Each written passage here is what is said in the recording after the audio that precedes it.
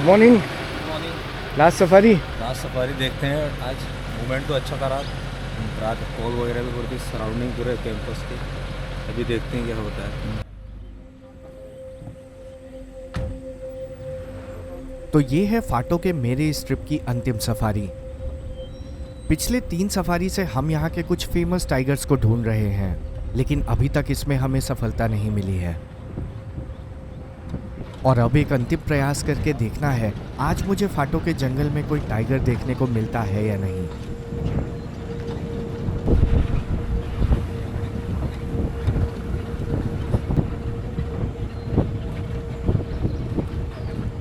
और कुछ ही मिनट के अंदर हमें कहीं दूर से अलार्म कॉल सुनाई देने लगी।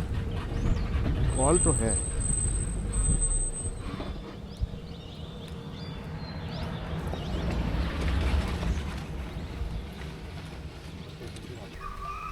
अब रुक के देखना होगा कि कॉल किस दिशा से आ रही है। अभी जंगल में चारों ओर चीतल के छोटे छोटे बच्चे देखने को मिल रहे हैं, जिनकी सुरक्षा के लिए पूरा झुंड अधिक सतर्क रहता है।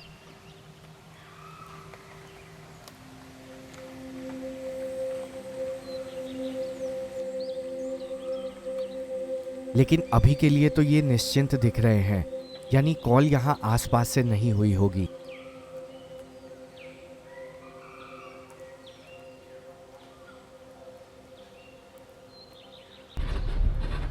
अभी तो दूर से आने वाली अलार्म कॉल भी बंद हो गई है और हमें फिर से इधर उधर घूम के अलार्म कॉल सुनना होगा। और ये बच्चा आराम से।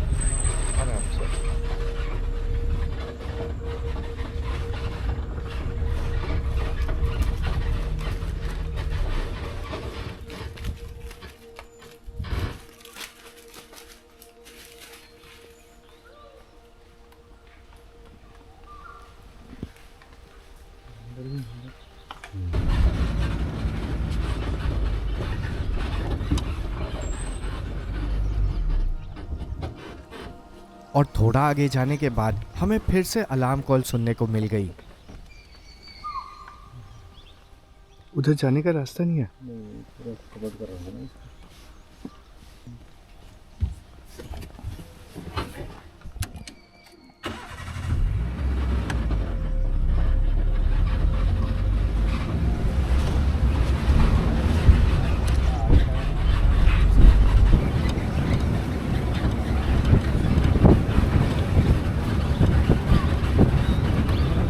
हाँ कहीं रोको, यहाँ और आगे आगे आगे आगे आगे।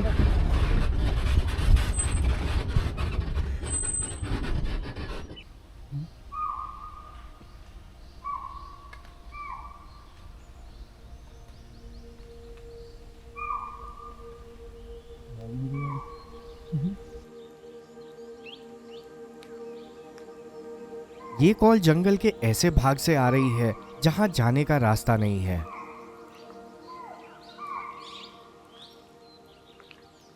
लेकिन अब उससे लगे पास के एरिया को हमें चेक करना होगा। क्या पता वहां जो भी शिकारी जानवर हो वो निकल के इस ओर आ जाए।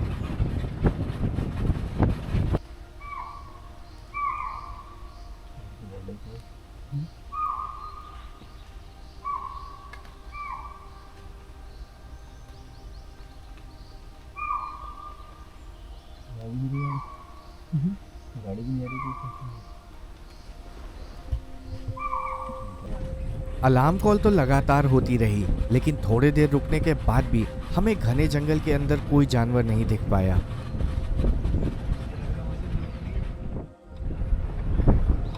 और थोड़ी देर इधर उधर भटकने के बाद अब हम जंगल के ऐसे भाग में जा रहे हैं जहां मैं पिछले 3 सफारी में नहीं गया था।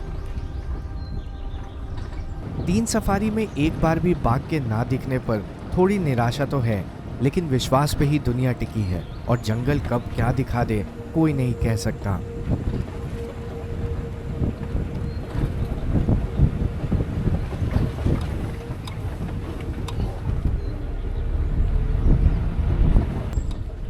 जंगल के इस भाग में मैं लगभग 3 साल पहले बारिश के समय आया था, जिसमें कई रास्ते बंद थे।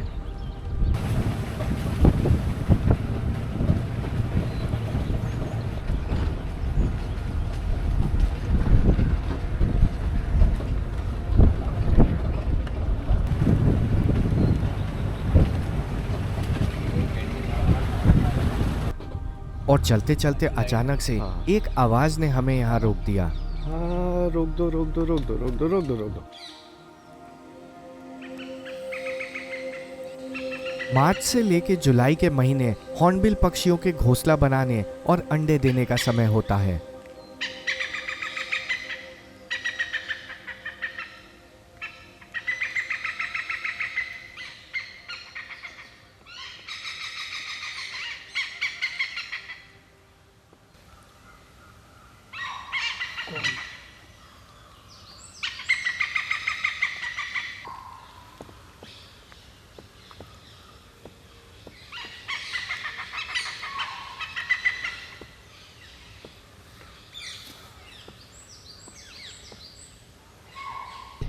थोड़ा इमरजेंसी है, जाना पड़ेगा। एकदम आराम आराम से ही, ऐसे ही। और इन पक्षियों को देखते देखते ही फिर से अलार्म कॉल होने लगी, वो भी हमसे कुछ ही मीटर आगे।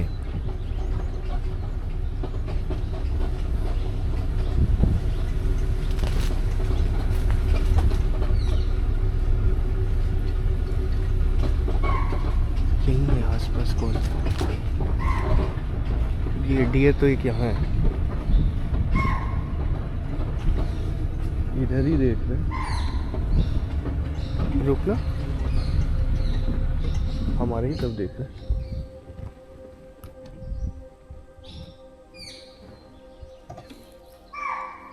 किधर भाई?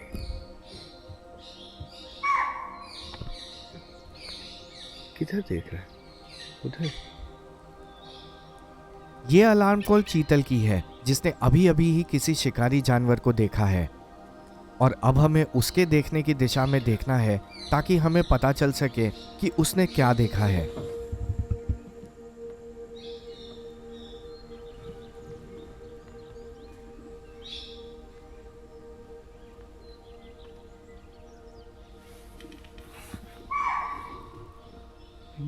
पीछे लेने जरा बैनियन ट्री है जंगल है।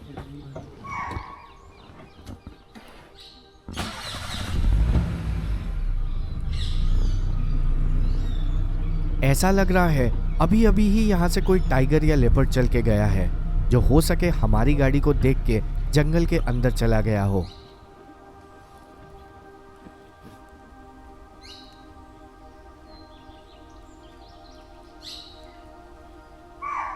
लेकिन कोई भी शिकारी जानवर आपको तब तक नहीं दिख सकता जब तक वो अपने आप को दिखाना ना चाहे।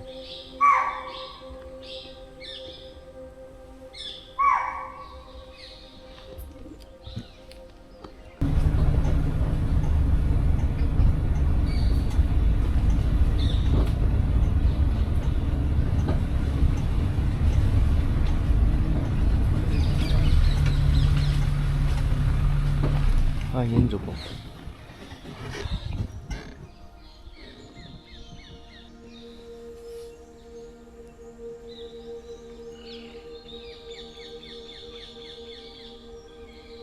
अब अलार्म कॉल भी बंद हो गई है और कोई शिकारी जानवर भी निकल के नहीं आया।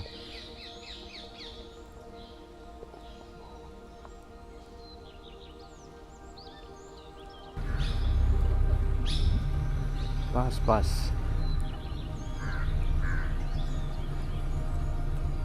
ओके। ये है रोहिणी का पेड़, जो पूरे भारत में पाया जाता है।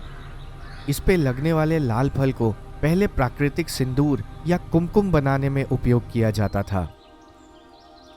रोहिणी के पत्ते और छाल हाथियों के सबसे प्रिय भोजन में से एक है।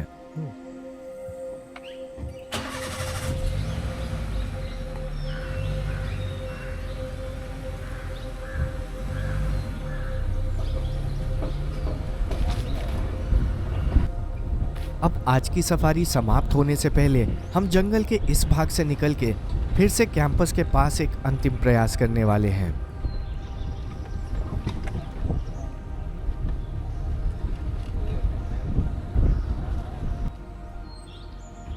लेकिन रास्ते में फिर से एक और पक्षी की आवाज ने हमें रोक दिया। और बस बस बस बस।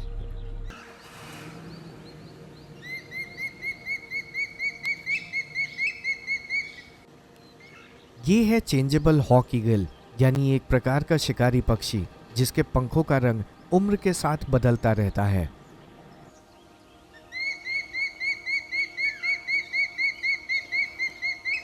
वैसे तो इस पक्षी के आवाज निकालने के कई कारण होते हैं, जैसे अपने साथी को आकर्षित करने से लेके अपने क्षेत्र पे अधिकार जताने के लिए, लेकिन ये अभी तक पूरी तरह से वयस्क नहीं हुआ है और इसके आवाज निकालने का कारण कुछ और भी हो सकता है, जैसे अपने माता पिता से भोजन मांगना या उनसे संपर्क करना।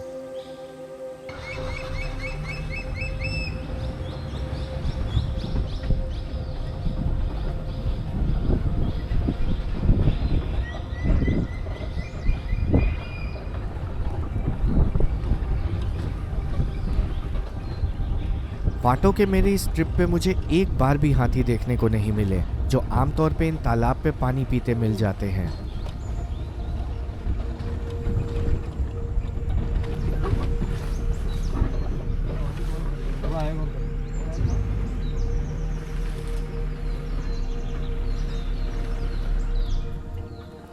और वहां से निकल के हम फिर से कैंपस के पास आ गए, जहां अभी अभी लोगों ने अलार्म कॉल सुनी है।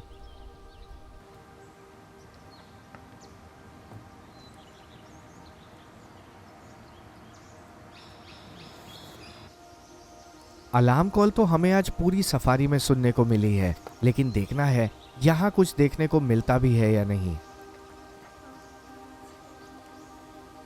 बताया जा रहा है कि अभी अभी इन्हीं में से किसी एक चीतल ने अलार्म कॉल दिया था,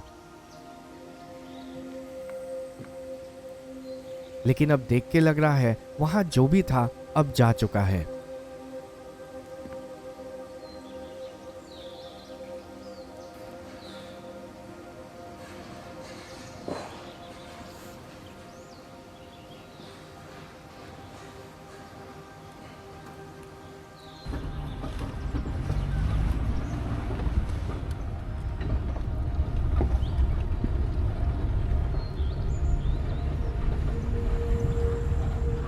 सफारी से वापस जाने से पहले हम एक अंतिम बार इस बड़े वाले तालाब पे आ गए, जहां 3 साल पहले मैंने ढेर सारे हाथियों को देखा था।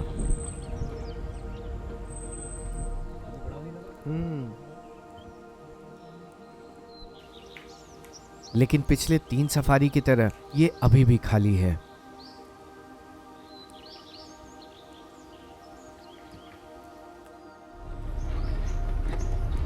सफारी में कई बार ऐसा होता है जब हमें बाघ देखने को नहीं मिलता, लेकिन ये जंगल है और ना कि एक चिड़ियाघर। यहाँ बस हम अपना प्रयास ही कर सकते हैं और चाहे जंगल जो भी दिखाए हमें उसका आनंद लेना चाहिए।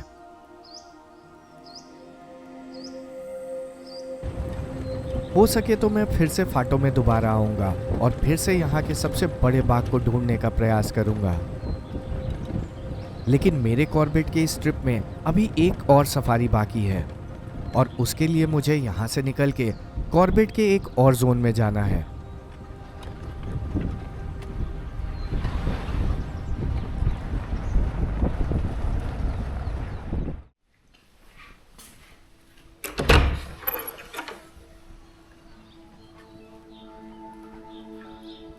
ये है कॉर्बेट का द जंगल बुक रिजॉर्ट, जहां मैं पिछले कुछ सालों से आ रहा हूं।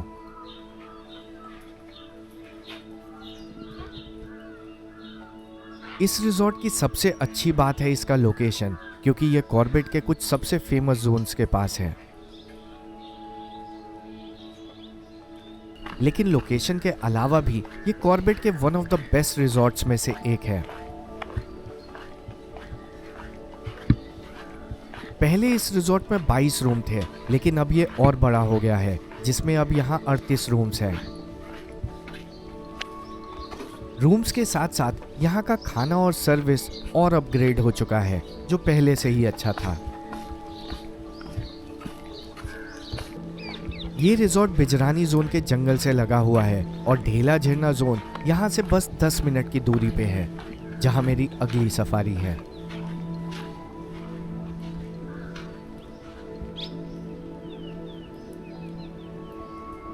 इस रिजॉर्ट के और डिटेल्स के लिए आप यहाँ की वेबसाइट चेक कर सकते हैं, जो वीडियो के डिस्क्रिप्शन में है।